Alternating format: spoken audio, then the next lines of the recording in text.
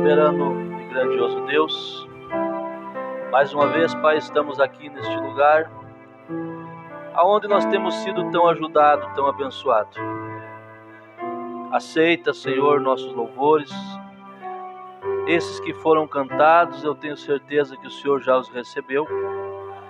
E agora queremos te louvar, ó Pai, com nossos ouvidos, com nosso coração, ouvidos que te ouvem e coração que armazena a tua palavra. Aceita, Pai, a nossa gratidão pela semana que tivemos, pelo dia que estamos desfrutando, e continue nos abençoando, Pai, ajudando, perdoando as nossas falhas, nossas debilidades, e nos colocando, Senhor, na posição que o Senhor quer que nós estejamos. Em nome do Senhor Jesus, nos colocamos em tuas mãos nesta hora, em favor dos teus filhos. Amém. Bom dia, irmãos. Graças a Deus, chegou o dia, né? Estou vendo aqui muitos visitantes, que Deus possa abençoá-lo a todos. Sejam bem-vindos e vocês possam receber aquilo pelo qual vocês estão aqui. Amém? Deus continue nos ajudando. Irmãos, vamos de imediato já ler a palavra. Livro de Êxodo, capítulo 32, e versículo 6 e 7 a seguir.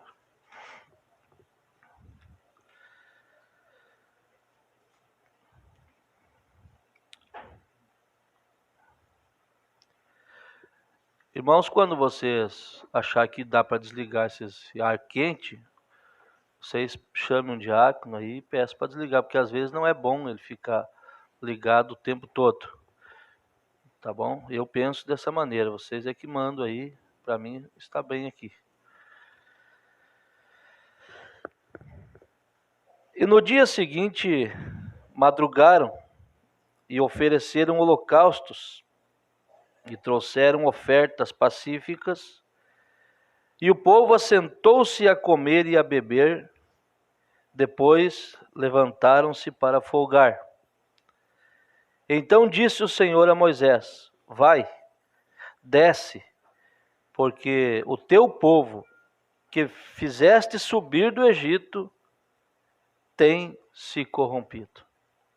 Senhor, acrescente tuas bênçãos a esta palavra, que nós possamos, Senhor, entender aquilo que o Senhor tem para nos falar, Pai.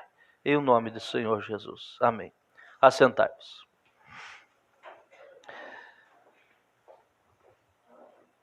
Para nós entendermos o que vamos ler aqui, vamos ver um pouquinho sobre a vida de Moisés, esse profeta de Deus. Esta situação aqui aconteceu quando o povo do qual eram os filhos de Israel, povo que viu milagres, um povo que seguiu, um povo primeiro que clamou por um libertador, um povo que precisava de uma libertação, pois era escravo do Egito. E esse povo viu muitas coisas, muitos milagres acontecendo através da mão de Moisés, da vida de Moisés. E Moisés era o profeta de Deus para aquela hora. E Deus sempre trabalha com o povo através de um profeta. E Moisés mesmo falou que Deus levantaria um profeta semelhante a ele. Então,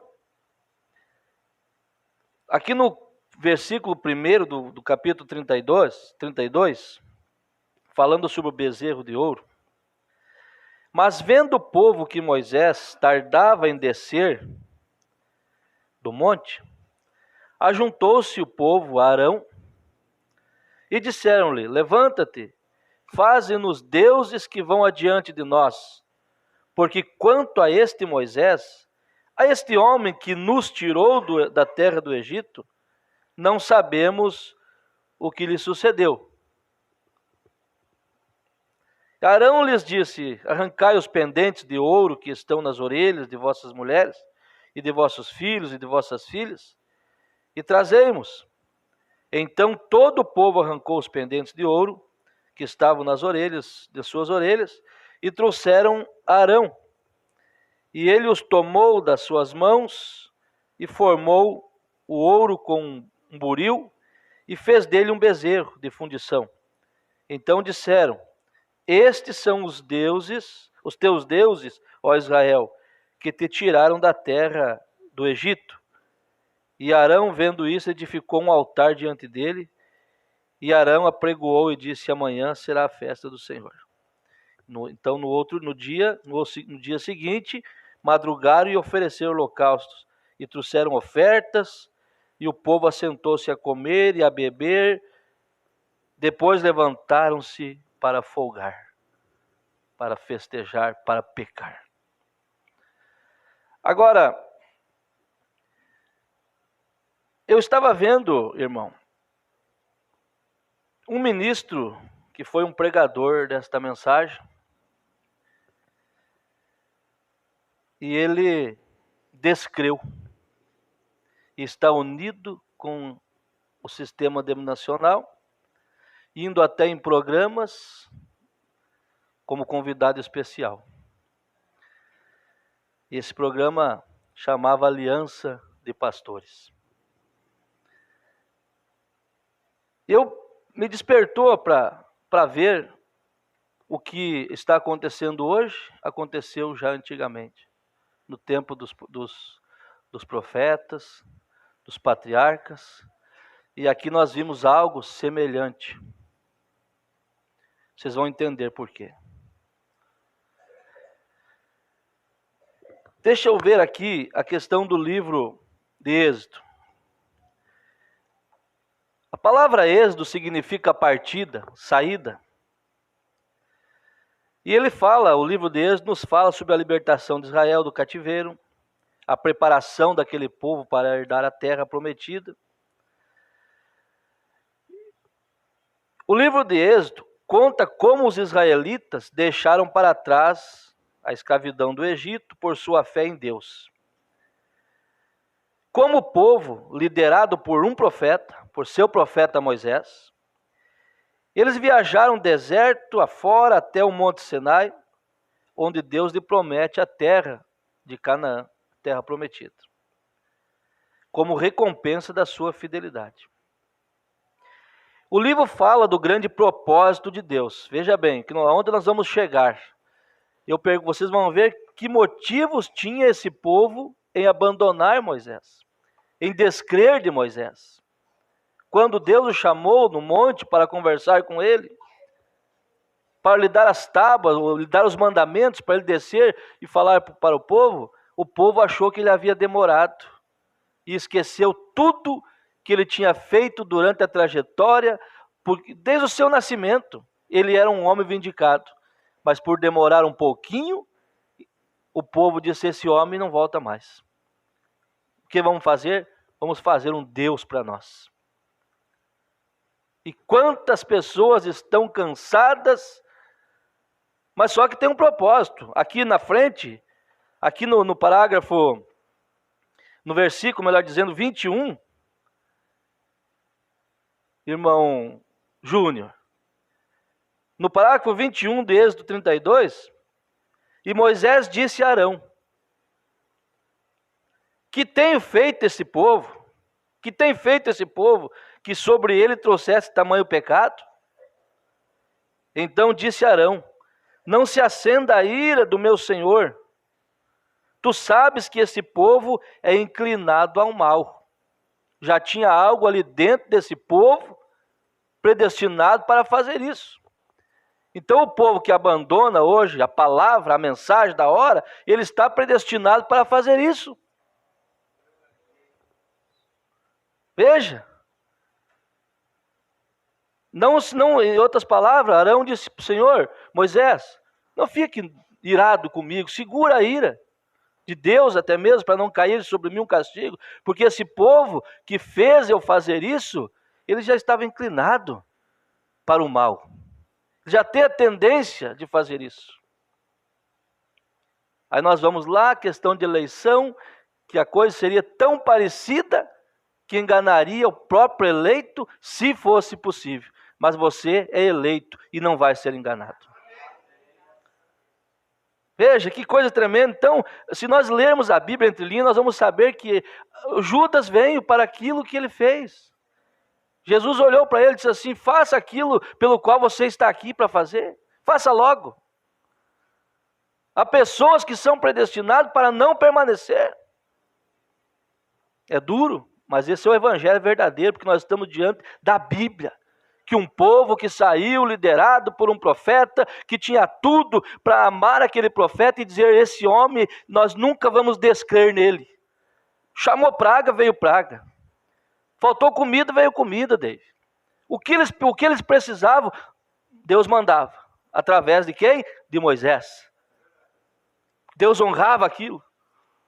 E como é que de uma hora para outra, porque demorou um pouquinho, falar: esse homem não volta mais. Quer dizer, Deus, vamos fazer por conta. Essa mensagem não funciona mais. Vamos fazer o que nós achar bem feito, vamos entrar na aliança dos pastores. Nós temos uma aliança com Cristo. Nós temos um Eliezer que prepara a noiva para o casamento. Aleluia! Veja que coisa, irmão Flávio. Esse povo estava com o coração inclinado. E eles me disseram: faze-nos deuses que vão adiante de nós, porque não sabemos o que sucedeu a este Moisés e a este homem que nos tirou da terra do Egito. Testemunhando com a sua própria boca, ele nos tirou, mas não serve mais. A mensagem nos tirou do sistema, mas não serve mais. Não é assim? Nós somos um povo que tem percepção profética. Nós olhamos a coisa e já enxergamos lá na frente. Enxergamos a origem, o porquê que aconteceu e lá na frente o que vai acontecer, pela graça e pela misericórdia de Deus. Deus é tremendo. Veja. Então olha aqui, como que pode? Quando eu comecei a ler isso, eu disse: meu Deus, como pode abandonar um homem desse? Mas estavam com o coração inclinado para aquilo, irmão Jairo. Veja. Esse livro fala do grande propósito de Deus, de livrar o povo hebreu do Egito, sob a liderança de Moisés, que viveu com o povo grandes milagres de Deus.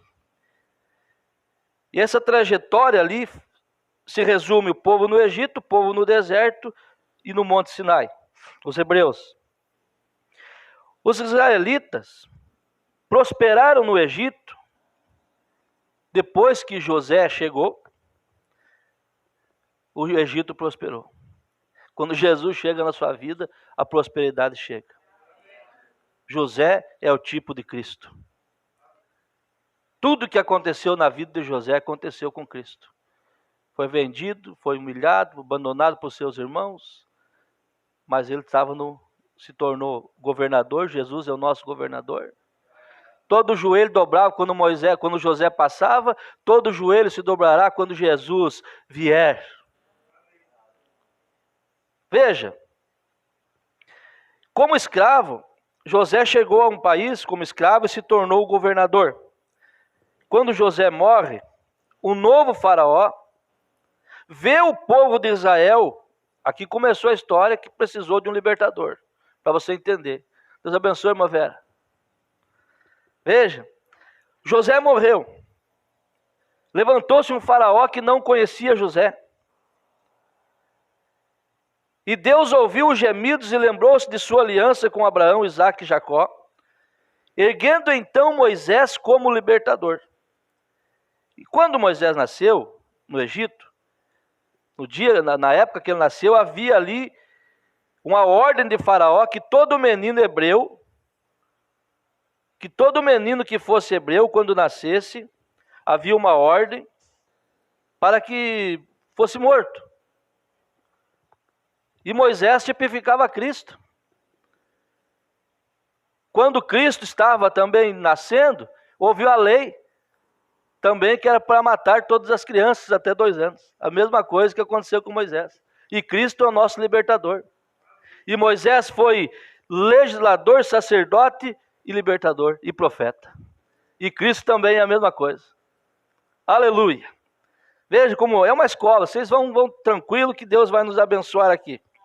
Veja. Quando ele nasceu havia essa ordem. Então os seus pais desafiaram esse decreto e esconderam o menino. E mais tarde eles o colocaram no rio, dentro de um cesto de junco, vedado com piche. E a filha de Faraó foi ao rio banhar-se, viu o cesto, flutuava e se afeiçoou ao menino, a irmã de Moisés que vigiava o cesto. Olha o plano de Deus. Aí como que eles iam abandonar um homem desse? Vai pensando. Agora eu vou dizer algo para você. Em que posição, é uma pergunta, e você vai ver no decorrer da mensagem de que lado você estaria se você estivesse lá. De que lado você estaria se você estivesse vivendo naquele tempo. Vamos caminhando aqui para você ver. Então toda essa trajetória, largaram Moisés na água, a irmã dele ficou cuidando. A filha de Faraó foi tomar banho lá e viu o menino no cesto. Pegou o menino. Se afeiçoou dele porque ele era bonito. Levou para a sua casa. Mas eu preciso de alguém que cuide dessa criança. A irmãzinha dele, inteligente, tudo por Deus, foi lá e disse: eu conheço alguém, eu vou buscar alguém que cuide desse menino. Então vai buscar. Foi lá e buscou a própria mãe do menino. E disse: aqui tem uma pessoa que vai cuidar dele, então cuida. Deus faz as coisas tremendas, irmão. Ficou a própria mãe do menino cuidando do menino dentro do palácio. Quer dizer, viveu bem ela e o menino.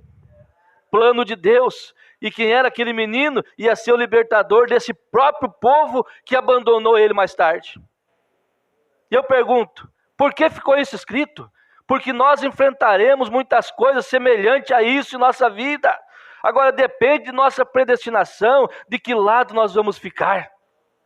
Da palavra ou de um sistema? De que lado vamos ficar, irmão Adriano? Vamos seguir aqui. Veja. E quando o menino alcançou uma certa idade, ele passou a viver ali na corte egípcia. Não se sabe muita coisa sobre como foi a vida de Moisés, mas o profeta mostra que ele ficou 40 anos ali aprendendo todo. Ele podia ser um faraó, então ele aprendeu todo o curso de como ser aquilo. Teve um aprendizado, irmão Luiz, de como se tornar um faraó. Mas Deus não queria que ele fosse um faraó. Ele aprendeu 40 anos, Deus em 40 anos limpou tudo que ele tinha aprendido para poder usar ele um pouco. Veja.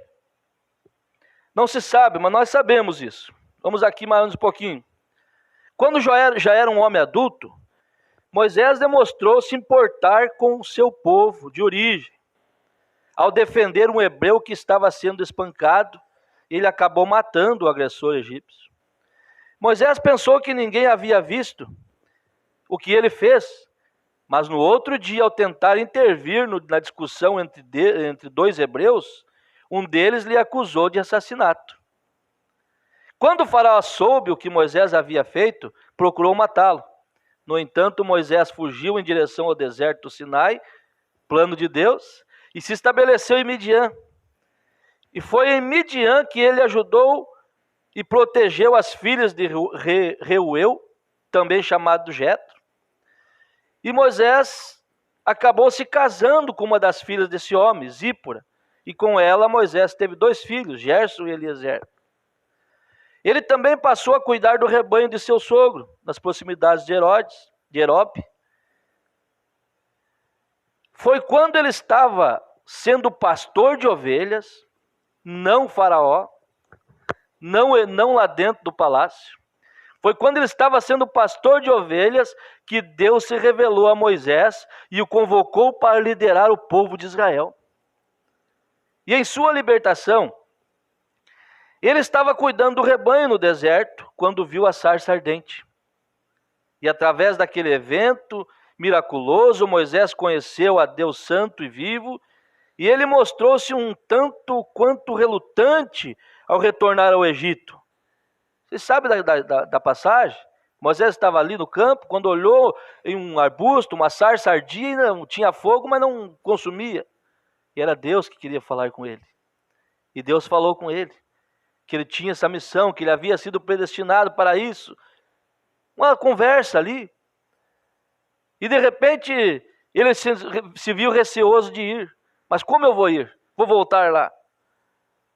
Porém, ele recebeu de Deus a garantia de sua presença como sinal de que ele havia sido enviado pelo Todo-Poderoso, cujo nome é o Eu Sou. Veja, depois de ter passado 40 anos cuidando de ovelhas no deserto, Moisés retornou ao Egito para confrontar Faraó e pedir a liberação do povo hebreu. E naquela ocasião, ele já estava com 80 anos de idade. Faraó se opôs ao seu pedido e desprezou o Deus de Israel. O Faraó resiste à libertação do povo, sendo assim, Deus enviou as pragas para que ele temesse. Após a saída do Egito, Deus abre o Mar Vermelho para o povo, aquele povo hebreu, e o povo escapou da perseguição dos soldados egípcios. E no Monte Sinai, Deus dá a Moisés os 10 mandamentos para que ele entregue aos israelitas. Os 10 mandamentos são regras de adoração e as leis para que aquelas famílias fossem transformadas em uma nação. Mas com a demora de Moisés, nós lemos ali, o povo começou a adorar um bezerro de ouro, atraindo sobre si uma praga. Moisés retorna, restaura a ordem, e o livro de Êxodo termina com o povo continuando sua viagem à terra prometida. Deu para entender? Que história! Aí eu perguntaria, como abandonar um homem como esse? Como abandonar? E nós lemos ali, Arão dizendo a Moisés, é porque esse povo tinha um coração voltado para o mal. Tinha o coração voltado para o erro. Tem pessoas que têm o coração voltado para o erro. Mais cedo ou mais tarde, eles vão manifestar aquilo que está dentro. Mas nós pregamos na quarta-feira. Nós cremos na transformação de vidas. Nós cremos que aquele que se encontra com Deus, o predestinado para se encontrar com Deus, ele vai passar por uma mudança de vida. Agora, Paulo vem e fala para nós, primeira carta a Coríntios 2,16, que nós temos a mente de Cristo. E sem a mente de Cristo, nós não vamos conseguir ser fiel a Deus. Nós devemos de clamar por isso. A mente de Cristo está em nós.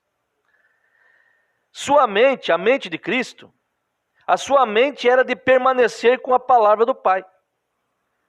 Sua mente era a mesma mente que havia neles, era para estar em nós. E se a sua mente está em nós, faremos como ele fez. Amém?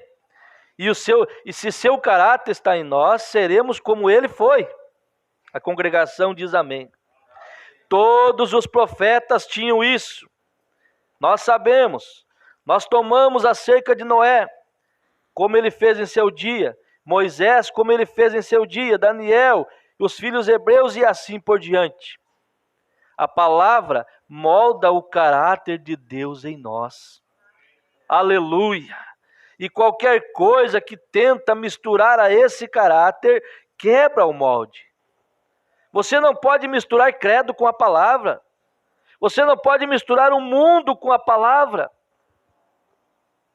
Disse Jesus, não pode servir a Deus e a Mamon. Isso significa o mundo. Você não pode ser, ou você é de um, ou é de outro. Ou você ama o mundo, ou as coisas do mundo, e o amor de Deus não está em você. É a verdade isso. Veja. Você não pode misturar óleo e água, simplesmente não se misturarão. Você não pode agitar para cima, para baixo, fazer o que você quiser, não se misturarão. E seu caráter não se misturará com o mundo, se você está sendo moldado à imagem de Deus, deixando a mente que havia em Cristo esteja em você. Ele é a torre de controle. Veja, você vai ver como vai fechar bonito isso aqui. Então, todos esses profetas, esses patriarcas, eles tinham a mente de Cristo. A mente de Deus, para você entender melhor. E a mente de Deus nos molda e nos faz andarmos na palavra. Agora, se você vivesse nos dias de Noé, estivesse em seu presente caráter, que você tem hoje, uma pergunta. Se você vivesse nos dias de Noé e estivesse em seu presente caráter, se me compreende, digam amém. Se você estivesse vivendo nos dias de Noé e seu caráter presente, desse caráter que você tem agora, o que você é agora, de que lado teria você ficado?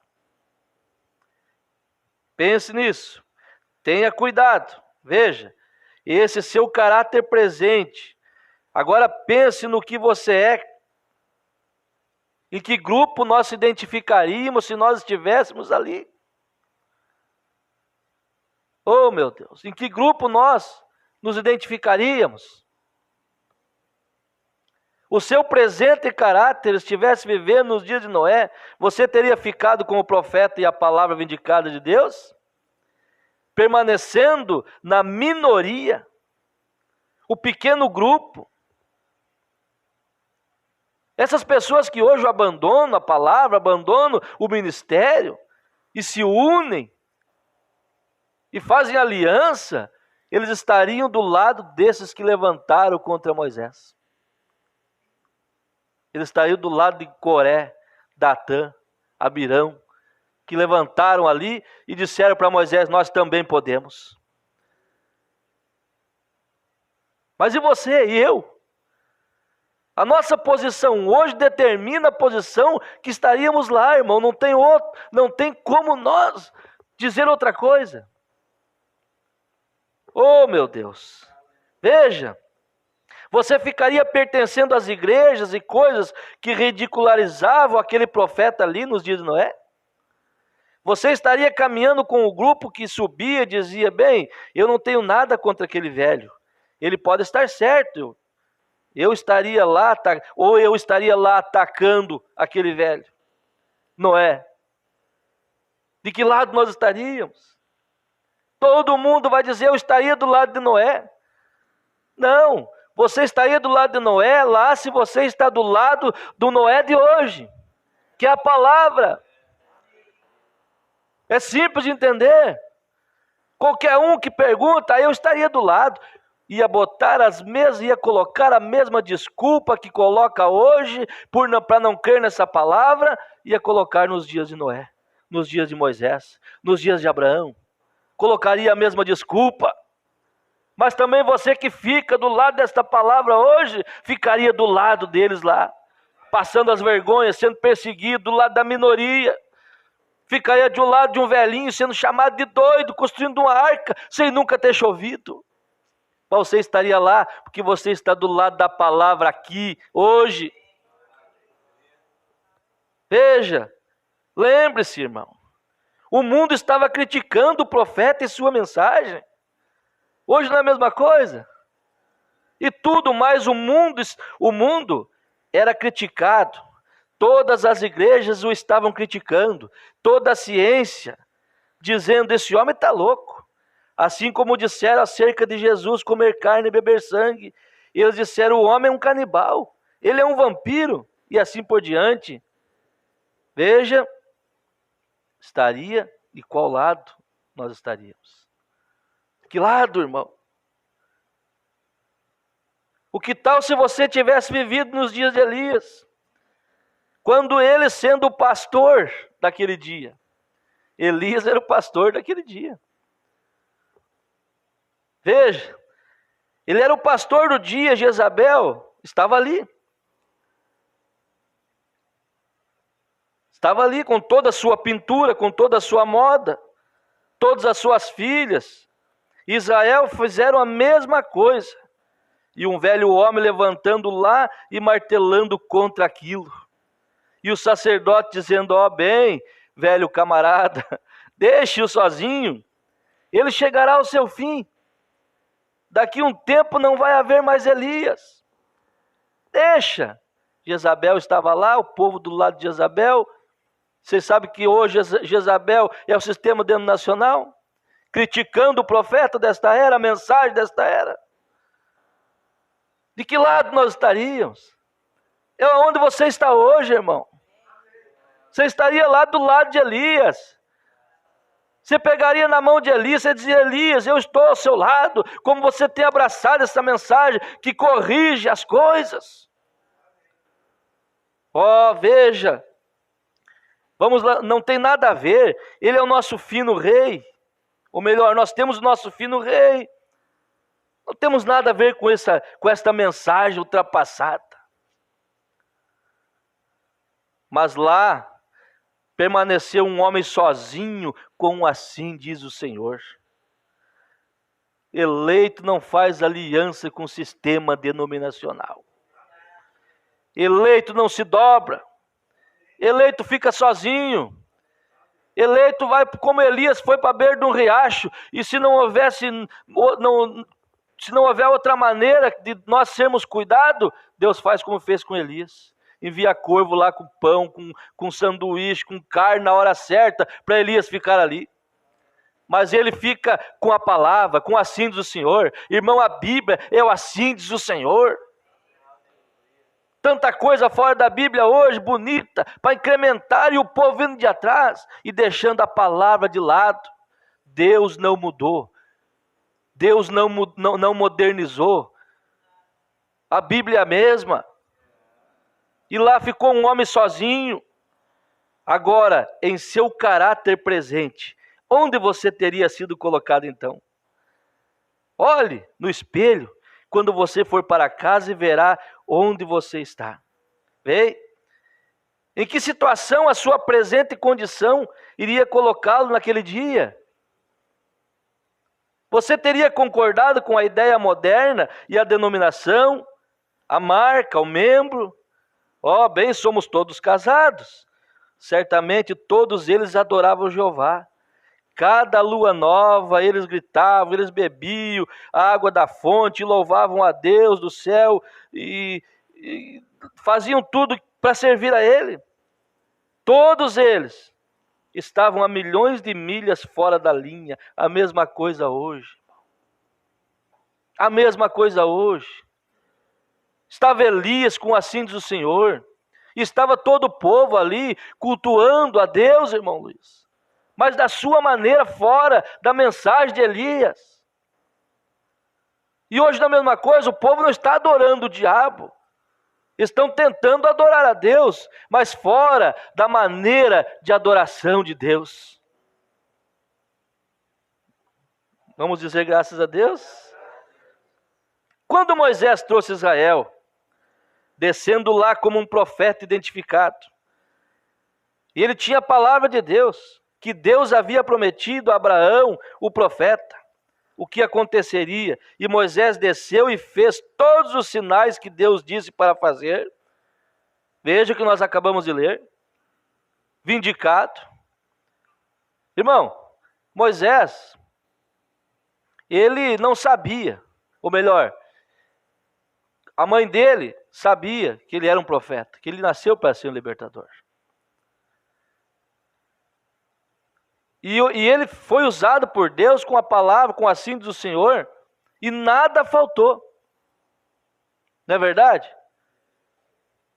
E mesmo assim o povo o abandonou, o povo virou as costas, o povo não obedeceu a ele, para ser mais claro. Nós temos as mesmas vindicações hoje com o nosso mensageiro, não temos? Vindicado, coluna de fogo, o assim diz o Senhor, revelando os corações das pessoas, curando e abrindo a palavra para nós. E mesmo assim o povo hoje está fazendo o quê? Virando as costas. Mas lembre-se, Arão disse: o coração desses homens está voltado para o mal. Voltado para o mal. Vamos seguir aqui. Moisés fez todos os sinais prometido por Deus através de Abraão, de Isaac. E ele entrou no deserto, fez todos os sinais. E o Mombrana vem e diz assim: veja, escutem com atenção agora. E vamos encerrar em 1 minuto, diz ele.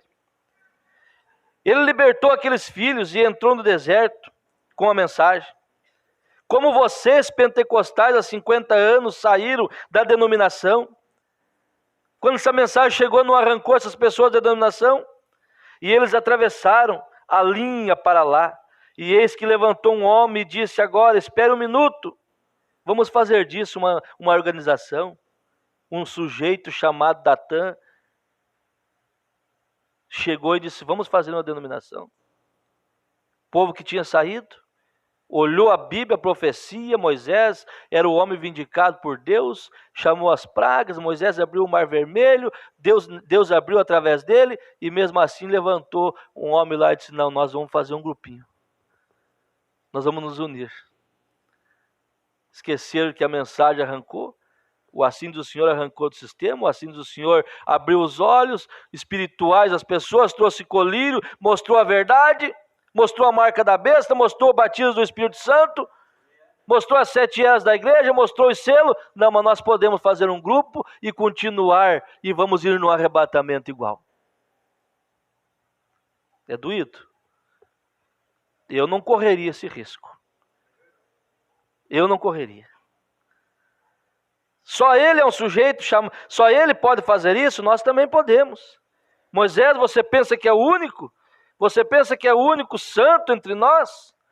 Nós faremos um pequeno grupo para nós, e creremos nisso dessa maneira, e creremos nisso daquela maneira, e creremos nisso daquela outra maneira. Agora, com que grupo? Isso vai acontecer de novo, como aconteceu aqui, com Datã, Coré, que levantaram contra Moisés, e fizeram um grupo para eles, e fizeram um Deus para eles, e fizeram algo para eles adorar, como um grupo que pode sair e fazer algo para adorar, uma denominação, e colocar um nome, e se denominar, e dizer: nós podemos adorar a Deus dessa maneira, Deus vai nos honrar, Deus é amor. Não é verdade? Agora a pergunta vem a nós. Agora, com que grupo o seu presente caráter agora se identificaria? Teria você nos dias de Elias, qual caráter? Com esse caráter que temos agora? Teria você nos dias de Elias ido para o lado de Jezabel?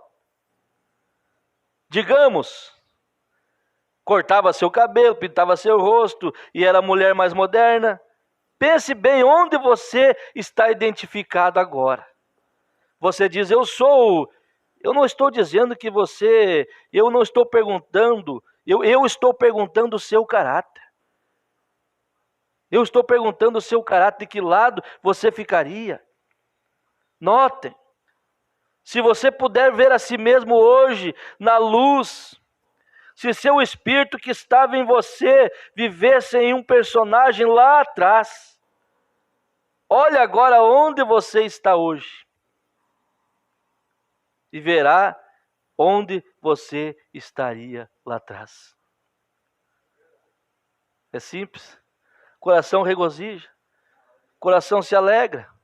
Você está do lado da palavra hoje, sendo criticado, sendo ridicularizado, sendo chamado disso, daquilo, mas você está do lado dessa palavra. Você é batizado no nome do Senhor Jesus Cristo. Você lava os pés dos santos, você toma ceia com vinho, com pão. Você se veste como a Bíblia manda se vestir. Você paga o preço e é taxado de quadrado. Você estaria do lado de Elias lá. Você estaria do lado de Elias. Aleluia! Não tem outra explicação. Se você vivesse lá, você estaria de que lado? Pense nisso, diz o profeta. Teria estado naquele tempo, teria tomado partido com a organização de Datã? Será que nós teríamos, irmão Paulo? Tomado partido com a organização de Datã? Levantado no meio do grupo de Moisés e falado, nós também podemos? Eu não. Pode vir convite na minha porta. Pode pagar passagem de avião. Mande me buscar. Eu não estarei nisso. Eu vou estar onde está a palavra. Eu vou estar onde está a mensagem de um profeta. E eu creio que tem um povo que vai ficar do meu lado. Pode ser bonito do jeito que for, se não tiver palavra, nós não queremos, irmão Rodrigo. Nós queremos estar onde está a palavra, a simplicidade da palavra. Veja, no seu presente caráter, você teria ficado na organização de Datã? Ou teria se separado daquilo e permanecido com a palavra? Precisa perguntar? Pergunte para você mesmo, seu coração regozija. Eu teria ficado com a palavra. Veja, você teria ficado com a palavra quando tudo parecia que estava contra. Moisés tinha sido completamente vindicado, que ele tinha a mensagem do Senhor. Ô irmão, eles vão levantar grupo? Eles vão prosperar? E eu pergunto, e a vindicação? Nós temos a coluna de fogo. Aleluia! Veja, Israel lá atrás, deixa eu ler de novo aqui. Moisés tinha sido completamente vindicado com a mensagem do Senhor. Deus havia provado de toda maneira que exatamente o que ele disse tinha acontecido. E ele dissera a Israel. Lá atrás em Deuteronômio, de volta lá, qualquer que sejam estes sinais, vocês devem seguir isto e escutá-lo e ouvir o que a palavra prometeu. E ele se manifestou. E ainda Datã, um líder esperto lá no Egito, levantou-se e disse, você tenta se fazer o único que tem alguma coisa. Ué, mas e o sinal? Deus não havia vindicado? Não, mas mesmo assim, nós vamos levantar um grupo. Nós não queremos Moisés. Se nós observarmos, Datã sempre foi uma pedra no sapato de Moisés. Ele estava sempre tentando. Ele era um manufaturado. Manufaturado fica buscando a oportunidade. E ele estava tentando. E quando a oportunidade chegou, Moisés virou um pouquinho as costas, foi lá para Deus falar com ele, ele já tomou posição. É assim que o manufaturado faz. Mas de que lado nós estaríamos? Esse não era o pensamento de Moisés. Moisés, só você pode? Esse não era o pensamento de Moisés. Ele só estava fazendo o que Deus lhe ordenara fazer. Todos aqueles não tinham que ser Moisés. As pessoas tinham que seguir o que ele dizia. Aleluia! Nós não somos comissionados para ser o mensageiro da era. Nós só temos que seguir o que o mensageiro manda. Nós fazermos. Pregar o que o profeta pregou. Veja, ninguém tinha que criar e fazer milagres e coisas. Esse que é o problema com essas pessoas hoje. Uma senhora me perguntou na estrada, perguntou ao profeta. Vindo aqui em cima, ela disse, irmão Brana, ela disse, eu jejuo e ainda não consigo expulsar demônios. Uma mulher perguntou ao profeta. E eu disse, diz o irmão Brana, você não nasceu para fazer isso. Seu dever é jejuar. O Espírito Santo está trabalhando em alguma outra pessoa lá fora para aquilo. Você tem que saber o seu lugar. Aleluia! Oh, se tivéssemos tempo, ensinaríamos isso, diz o profeta. Agora vamos aqui para nós encerrarmos. Veja, e Jesus, se nós estivéssemos ali, deixando agora os profetas, Moisés, Noé, Elias, mas de que lado nós já descobrimos que estaríamos do lado deles? Se nós vivêssemos lá, porque nós estamos do lado da palavra hoje. Nós teríamos ficado com Elias e assim por diante, com Moisés. Agora, E no tempo de Cristo, quando Cristo estava aqui na terra, caminhando pessoalmente, em carne, Deus em carne, reconciliando o mundo consigo mesmo, de que lado nós estaríamos? Se nós observarmos, gente, se nós prestarmos atenção, a correria do mundo, do dia a dia, não nos deixa refletir. Nós temos que cuidar para não cair nessa rotina. Se eu perguntar aqui nesse pequeno, temos uns 50 pessoas aqui, se eu perguntar, se você parou essa semana, olhou para o sol, agradeceu a Deus, se você deu uma pensada, refletiu, e você for sincero, você vai... Eu não vou perguntar, claro, eu não vou dizer levante a mão, mas eu sei que tem muitos que não conseguiram olhar ao céu, olhar ao sol. O correrio do dia a dia, é uma entrega atrás da outra, ali para aqui e aqui, não consegue. Não consegue. Mas se nós pararmos para analisar e ver como está a coisa, irmão Rodrigo, hoje, você sabia que as pessoas estão diminuindo Jesus e se projetando?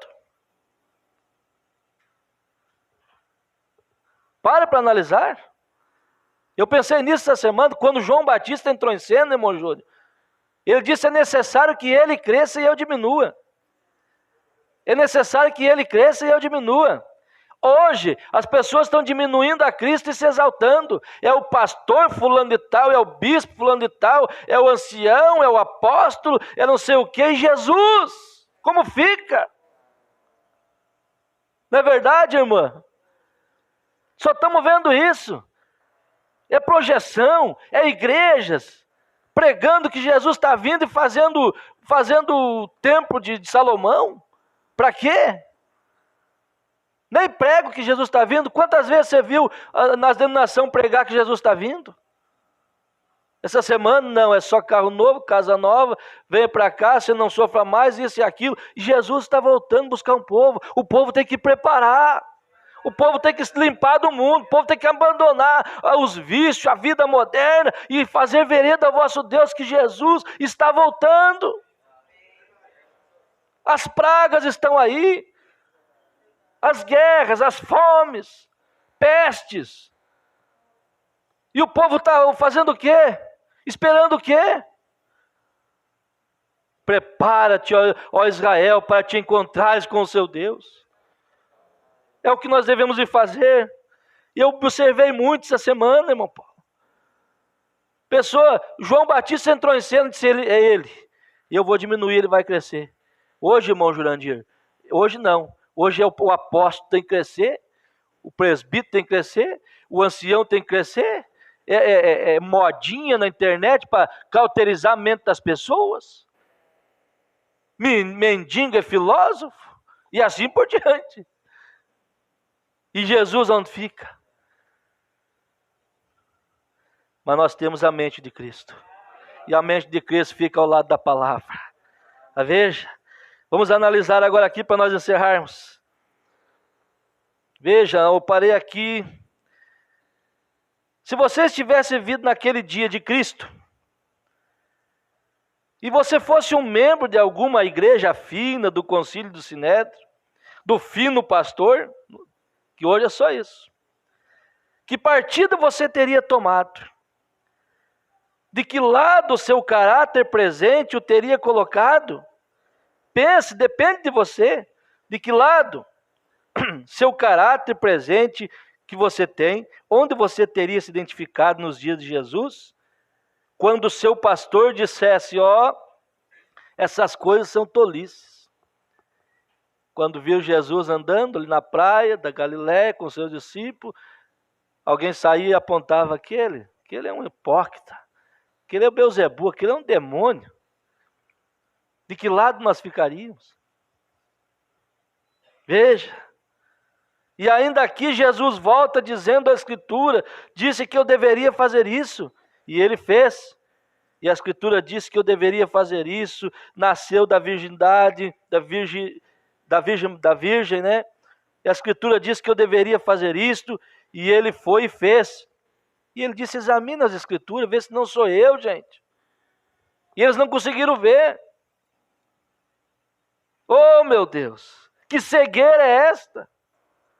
Estava ali o homem do qual Isaías havia profetizado que a virgem conceberia. Era deles correr, David, para a igreja, onde estava Jesus, e a profecia, mas estavam cegados, como estão hoje cegados. Mas se você estivesse lá, pode ter certeza que você estaria do lado dele. Você estaria andando nas praias da Galileia. Você estaria correndo aonde está o mestre. Eu quero ver onde ele está. Porque aquele que está dentro de você te levaria você a ver essas coisas. E por que eu digo isso com convicção? Porque você hoje tem estado do lado aonde Jesus está. Você tem estado do lado da palavra. Você tem defendido essa mensagem. Você não tem voltado atrás. Veja. Eles disseram, não dê atenção a esse sujeito. Ele está fora do juízo perfeito, vem? Que caráter, com o caráter presente que você tem, onde você seria colocado lá atrás naqueles dias, quando Jesus estava na terra, quando as grandes denominações e os teólogos estavam contra ele, e todos os professores e teólogos daqueles dias estavam contra ele, todos os professores da Bíblia contra ele. Mas tinha a Bíblia? Tinha as leis. Ele entrou no templo e pegou a escritura e disse, hoje tem se cumprido essa escritura. Ele entrou dentro do templo, pegou a escritura, abriu e leu e disse, hoje tem se cumprido. E eles não estavam vendo. E mais pior ainda, estavam crucificando Jesus a poucos metros deles e eles lendo os pergaminhos que a virgem conceberia. E a virgem já tinha concebido, o homem estava sendo crucificado e eles ainda esperando o Messias. Ô gente, que cegueira, mas Deus tem nos aberto os olhos. Veja, de que lado nós estaria? Veja, contra a preciosa palavra de Deus para aquela era sendo manifestada, sendo identificada, Deus identificando a si mesmo. Jesus chegou, a Bíblia dizia, Isaías disse que ele era o conselheiro, o príncipe da paz, o Deus forte, o Pai da eternidade. Uma virgem conceberá e dará luz a um filho. O principado estará sobre os seus ombros, vem, seu reino não terá fim. Quem é esta pessoa? Um bebê Deus. E então Deus torna-se um homem.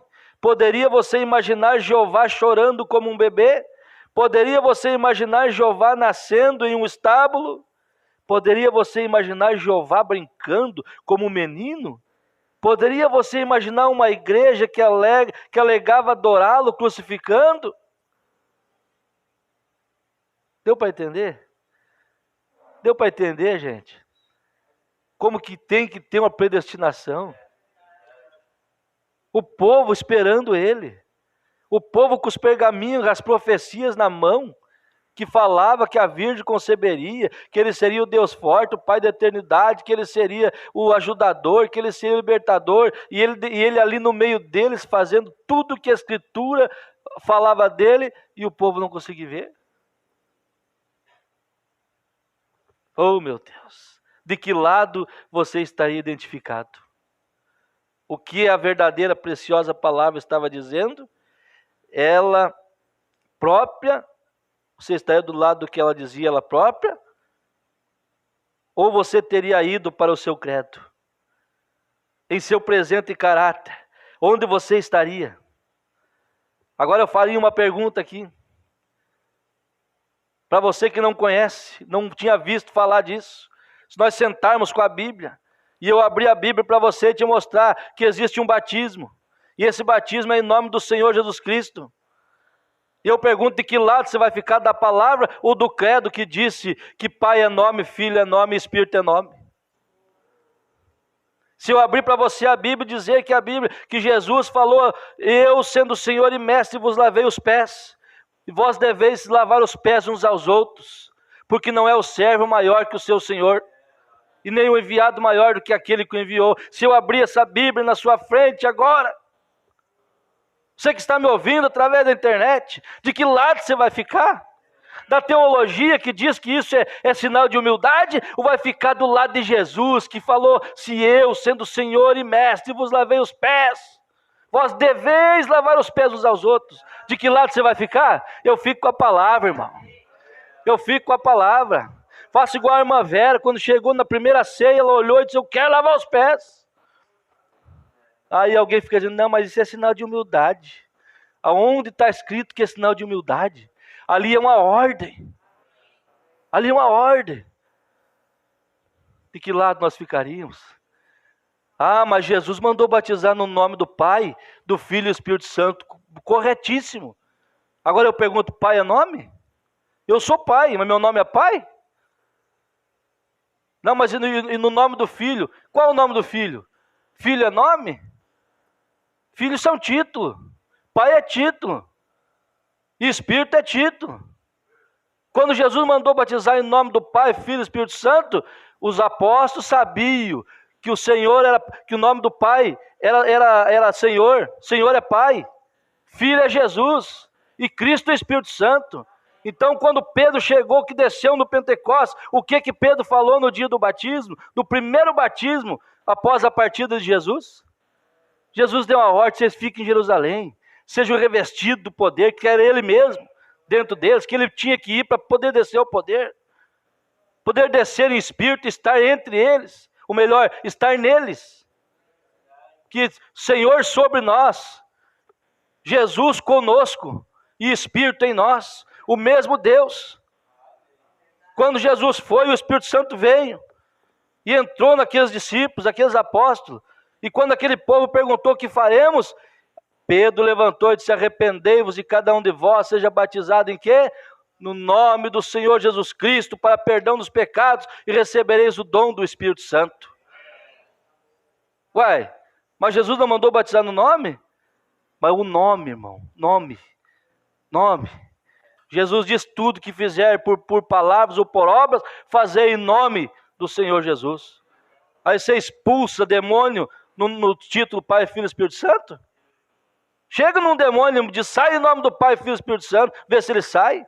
Agora chega e fala no nome do Senhor Jesus, eu te repreendo, ele tem que sair. E o batismo verdadeiro é em nome do Senhor Jesus Cristo, só existe esse na Bíblia. Existe a ordem e o cumprimento da ordem. E agora no cumprimento tem vários.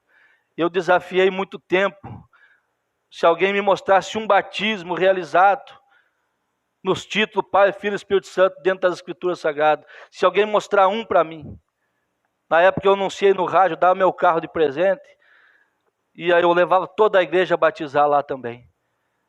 Até hoje não apareceu nenhum, porque não tem nenhum batismo na Bíblia nos títulos Pai, Filho e Espírito Santo. Todos os batismos na Bíblia é em nome do Senhor Jesus. No Pentecostes foi mais de 3.000 almas. Paulo rebatizou o povo de João. Filipe foi batizado em nome do Senhor. Eunuco foi batizado em nome do Senhor Jesus. Agora eu posso sentar com você e mostrar, e eu te pergunto de que lado você ficará. Da palavra ou do sistema? Da palavra ou do credo? Aleluia! Agora deixa eu dizer algo aqui para nós encerrarmos. Veja, de que lado você estaria? O profeta diz aqui, você estaria identificado com a verdadeira e preciosa palavra, ou você teria ficado ao lado do credo? Com esse caráter que você tem hoje, onde você estaria?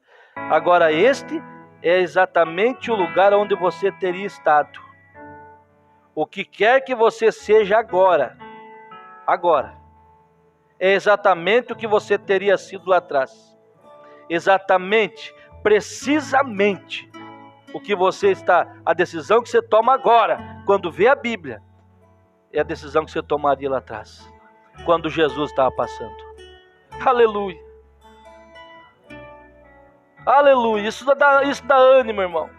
Isso cura as enfermidades. Isso liberta. Saber que a posição que você tem com esta palavra hoje é a que você teria lá atrás. Você estaria do lado de João, na beira do rio, lamacento, caminhando nas ribanceiras do Jordão. Você estaria ali com aquele João barbudo, tanto tempo sem tomar banho, fedorento, mas estava com a palavra. Você não estaria do lado do credo, Você não estaria do lado de Caifás, de Anás, do sumo sacerdote, negando, não. Você estaria do lado dele, irmão Rodrigo, porque você está do lado da palavra hoje. Aleluia. O profeta diz aqui, irmão. O profeta diz: aqueles que permaneciam lá em mantos eclesiásticos, com toda a espécie de honra e todas as espécies de perversão da palavra em diferentes coisas, fazendo sem nenhuma sinceridade, simplesmente pertenciam à igreja. Eles eram os que clamavam ter luz, e a luz obscureceu qualquer luz que eles tinham. Aleluia. É como tentar segurar uma lanterna no sol. Obscurecer o sol vem por uma lanterna. Uma lanterna não obscurece o sol, porque nenhuma outra luz o faz. Não há luz que possa obscurecer o sol, porque é a palavra de Deus manifestada. Deus disse: haja luz, e a luz de Deus é a luz de Deus, é a palavra de Deus manifestada. Nenhum credo, irmão, nenhuma denominação, nenhum papa, nenhum sacerdote, nenhum que pensa que é inteligente, que saiu da palavra e está fazendo grupo, nenhum deles, nenhum doutor em divindade, nenhuma organização, nenhuma nação, nenhuma coisa irá apagar a manifestação da luz de Deus. Lutar contra essa mensagem? Queria apagar, ofuscar essa mensagem?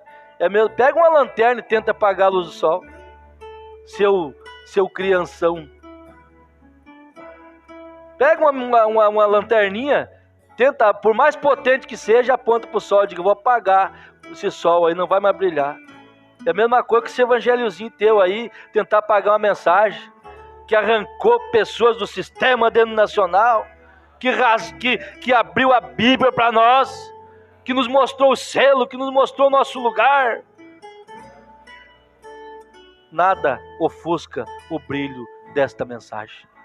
Não tem credo, não tem sacerdote, não tem sabichão, não tem teólogo que apaga o brilho dessa mensagem. Isso começou numa garagem, alguém disse que não vai 3 anos. O mensageiro vem, Deus levou o mensageiro e a mensagem continua. Bem-aventurado que não viu e creu.